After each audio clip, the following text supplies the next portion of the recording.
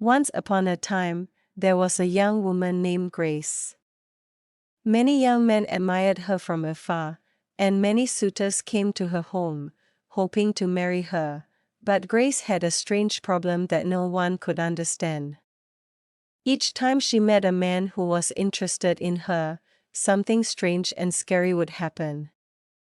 As soon as the man looked at her with love or spoke kindly to her, Grace's face would change. It would suddenly turn into the face of a masquerade. Her smooth skin would become rough like wood, her lovely eyes would turn dark and hollow, and her mouth would stretch into a wide, frightening grin. Her beautiful face would disappear, and what stood in front of the man was not the gentle Grace he admired, but a terrifying figure that looked like a dancing masquerade from the village festival. The man would scream in fear, his heart racing. Without waiting for an explanation, he would turn and run away as fast as he could. Grace would watch sadly as the man fled, unable to stop him. Her heart would break, but there was nothing she could do. It wasn't just when she met men by accident. When suitors came to her home, hoping to marry her, the same thing would happen. The family of the suitor would dress nicely and bring gifts. They would sit politely in the living room and wait for Grace to be called out. Her family would proudly call her name, "Grace, come and meet your suitor." Grace would step forward shyly, her head slightly bowed. But as soon as the suitor and his family saw her, their eyes would widen in horror. Instead of seeing the beautiful maiden they had heard so much about, they saw a woman with the face of a masquerade. Her head would seem to wear a scary mask with sharp, carved lines, and her smile would look more like a monster's. The suitor and his family would shout and jump up, dropping everything they brought with them. They would run out of the house, screaming in fear, and they would not look back. This strange problem made Grace very sad. She dreamed of falling in love, having a family, and being happy, but every time a man showed interest in her, he would end up running away. Grace's strange problem did not just happen by itself. It was not caused by her or by bad luck. No, it was the result of something dark, something that was caused by people's wickedness, by man's inhumanity to man. When Grace was barely 12 years old, her father died suddenly.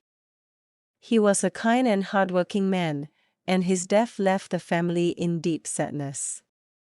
Grace's mother, Janet, was heartbroken, but she was strong.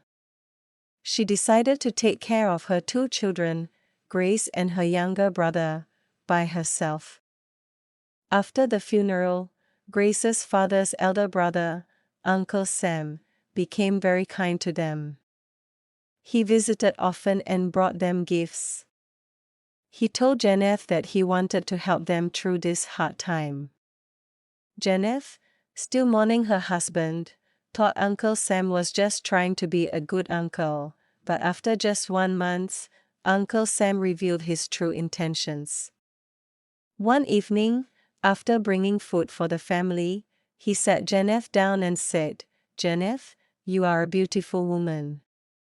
I have been helping you and the children, and I want to continue taking care of you. But I need something in return. I want you to be mine." Janet was shocked and her heart filled with anger.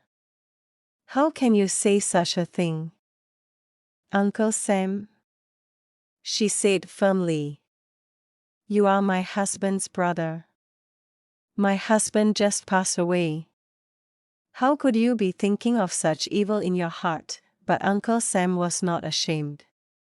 He smiled and said, "Who else will take care of you and the children? If you refuse me, don't expect my help." Janet stood up angrily. "I do not want your help if it comes with this kind of wickedness. You are supposed to protect us, not take advantage of us." From that day, Uncle Sam's kind face disappeared. He stopped visiting. he stopped helping. But Uncle Sam was not done with his wickedness. In secret, he visited a dark priest, a man known for doing evil charms. He told the priest he wanted to punish Janet and her children, especially Grace. The priest agreed and prepared a wicked spell. The spell would make Grace's face turn into that of a masquerade whenever a man showed interest in her. This was Uncle Sam's revenge for Janet's refusal. That is why Grace's face changed whenever a suitor came. The spell was made from wickedness. It was meant to bring shame and sadness to Grace's family, to punish them for saying no to Uncle Sam. Grace had no idea that her uncle was the reason behind her suffering. She thought it was her fate, or a curse she did not understand. Janet always felt it was proper to inform Uncle Sam first each time suitors are coming for Grace's hand. After all, he was the elder in the family, the one her late husband's family looked up to. She wanted to respect him and include him in important matters. So, whenever a family of suitors came to visit, Janet would go to Uncle Sam's house first. She would greet him politely and say, "Suitors are coming today for Grace. Please come," as the elder of the family. But what Janet didn't know was that her good intentions were playing right into Uncle Sam's wicked plan. The moment she left his house, Uncle Sam's face would twist into a wicked smile. He would burst into loud, cruel laughter. His laughter would echo through his compound, and anyone passing by would hear it and wonder what was so funny. He would say to himself, "You think you are wise, Janet? You think you can keep rejecting me and my help? But your precious daughter will never marry, not as long as I'm alive. Suitors will keep coming and going, running away from her in fear, until she grows old in your house. You'll see. You'll both see." Then he would calm himself, change into fine clothes, and prepare to go to Janet's house to welcome the suitors. But his welcome was not from the heart. It was a performance, a way to make himself look good in front of others. He would arrive at Janet's home, pretending to be a loving and supportive uncle. He would shake hands with the suitor's family, smile politely, and act as if he wanted the best for Grace. No one suspected his true heart. When Janet would proudly call Grace to come and meet the suitor and his family, Uncle Sam's eyes would sparkle with evil pleasure. He knew what was about to happen. He had made sure of it. Grace would step forward, shy but beautiful, her head slightly bowed in respect. But just as her face lifted, her smooth skin would transform into the terrifying mask of a masquerade. The suitor and his family would scream in terror, dropping everything they brought. The men would grab their bags, the women would cover their faces, and they would all run out of the house, not looking back even once. Grace would stand there, her heart breaking into pieces, unable to understand why this kept happening. And Uncle Sam? He would hide his wicked laughter behind a fake cough, shake his head as if in pity, and say, "Oh, it's so sad. What a pity. I don't know what is wrong with this child." After the suitors and their families left, he would return to his house and laugh even louder, his wicked plan working just as he wanted. He was determined that Grace would never marry, and that Janet would suffer the pain of watching her daughter grow old and lonely. Every time suitors came and fled, Janet and her daughter would sit together and cry their eyes out. Grace would cry into her mother's lap, sobbing uncontrollably. They would sit in silence, the heavy weight of disappointment crushing them both. "I don't understand, Mama," Grace would say. "Why does this keep happening to me? Am I cursed?" Janet would hold her close and whisper, "You are not cursed, my child. I don't know what is happening, but it is not your fault." But her words were not convincing. Grace was still in doubt, especially as the villagers started their usual gossip. Whenever a suitor ran away from Grace's home, the news spread through the village. Women at the market would whisper as Janet walked by, shaking their heads and clicking their tongues. "Have you heard? Another suitor ran away from Janeth's house," one woman would say. "I heard the same thing," another would reply. "They say Grace's face turns into something evil when a man comes to marry her. Maybe she is cursed," an old woman would say, shaking her head in pity. "Or maybe she is a witch, just like her mother," others added. "Who knows? Maybe Janeth did something terrible, and now her daughter is paying for it." Janeth heard these words, and her heart broke. She knew the villagers were wrong, but how could she prove it? She could not explain the strange things happening to Grace, and even her own prayers seemed to go unanswered. Grace became more and more afraid. She avoided going out into the village, afraid of the whispers and stares. She stayed inside, her once bright spirit dimmed by shame and sadness. Each time she thought of a suitor coming, her stomach twisted with fear. What if her face changed again? What if this time it was even worse? Janeth felt helpless.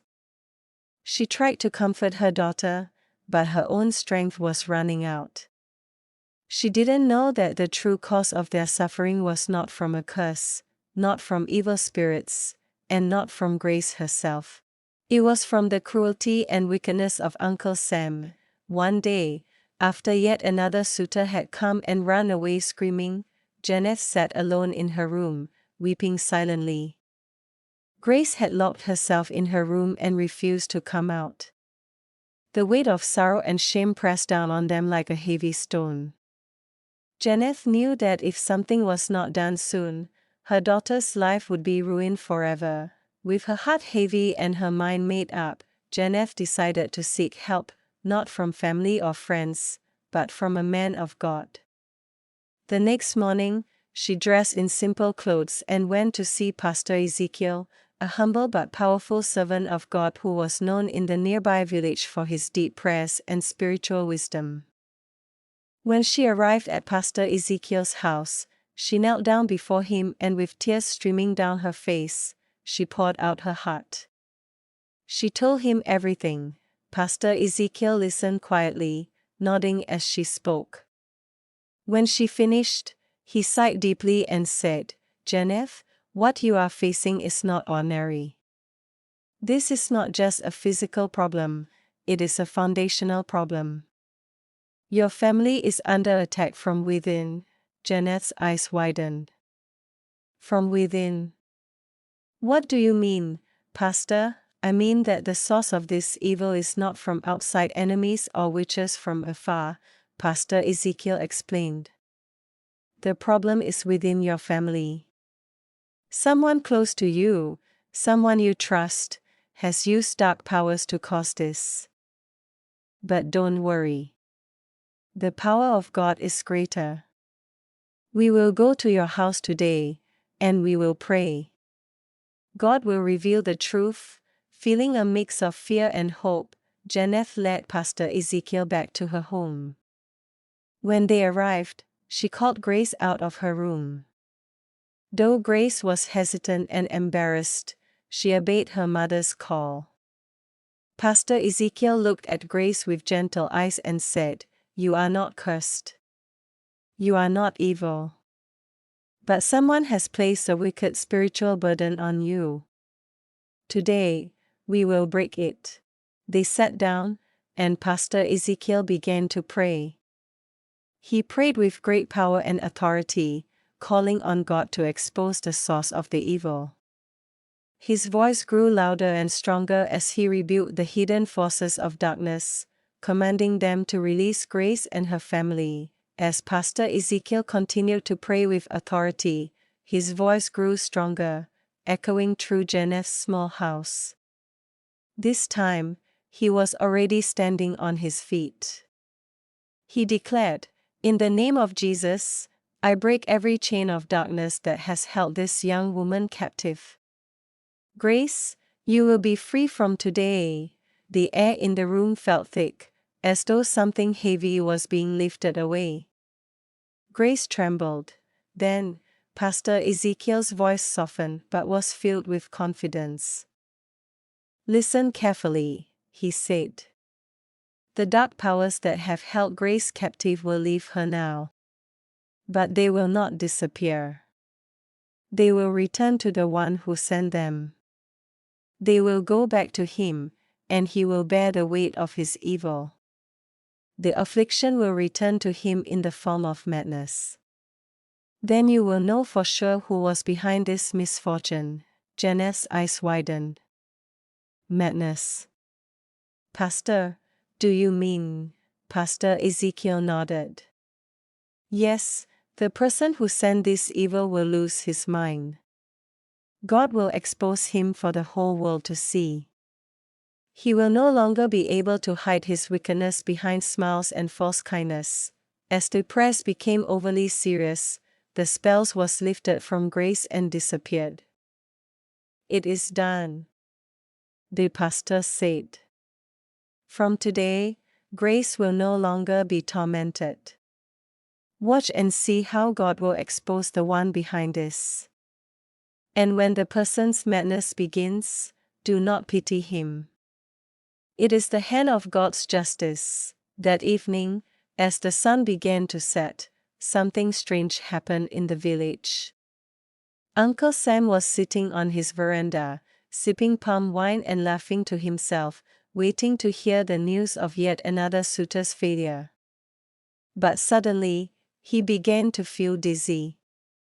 His head spun, and his vision blurred. He stood up to steady himself but found that his legs were weak and shaky. He stumbled into his compound, mumbling nonsense. He clutched at the air, trying to catch something invisible. "Yes, I killed him. I killed my brother so I could take his wife. Janeth is a wicked woman. How dare she refuse me after I killed my own brother because of her?" Neighbors passing by stopped, listening to his confession. "Abomination," they started shouting. "So you killed your brother so you can take over his wife?" More people instead as Uncle Sam's behavior became wilder. He shouted meaningless words, rolled on the ground, and even tried to climb a tree, believing it was a ladder to the sky. "Uncle Sam has gone mad," people shouted. "He's lost his mind." Soon, word spread across the village. The man everyone once respected as Janeth's husband's elder brother, the man who had pretended to care for her family, was now running mad. After Uncle Sam's madness was exposed, the entire village was in shock. The truth spread. And the villagers finally realized that Janeth and Grace had been innocent all along. The shame and mockery that had once followed them turned into pity and respect. People now understood that Uncle Sam's wickedness had been the true cause of their misfortune, and many came to Janeth's house to apologize and show support. Grace, though still recovering from the years of heartbreak, felt a new strength growing inside her. With her torment lifted, she began to smile again, her face glowing with peace and hope. She attended every church service, joined prayer groups, and spent hours reading the Bible. Her heart, once burdened by shame, was now filled with love and gratitude for God's mercy. Pastor Ezekiel, though deeply focused on his ministry, had been asking God for a sign about his future, especially about marriage. He had been praying for a wife who loved God deeply, was kind, and had a heart that could withstand trials and still remain faithful. One day, as he watched Grace leading a women's prayer meeting with a calm and confident voice, he felt a gentle nudge in his spirit. It was as though God was whispering to him, "There she is, the one you've been waiting for." He watched her with a new understanding, seeing not just her outer beauty but also the strength, resilience, and faith she had developed through her trials. He began to pray quietly for direction, and after several weeks, he felt peace in his heart. Finally, one evening after a prayer meeting, Pastor Ezekiel approached Janet and Grace in their home. With humility, he said, "I have been praying for some time now, and I believe that God has answered me. Grace, I would be honored if you would allow me to court you with the hope of marriage." Grace, surprised and a bit shy, looked at her mother, who smiled warmly. "Pastor Ezekiel, you have been a blessing to our family. If God has led you to this decision, we cannot oppose His will." Grace's mother said. Their relationship blossomed, and not long they became husband and wife. Grace became a strong woman of God, standing by Ezekiel's side in ministry. Together, they traveled to different villages, preaching the gospel and sharing their testimony. Grace's story inspired many women who were trapped in fear and shame, giving them hope that God could deliver them from any bondage.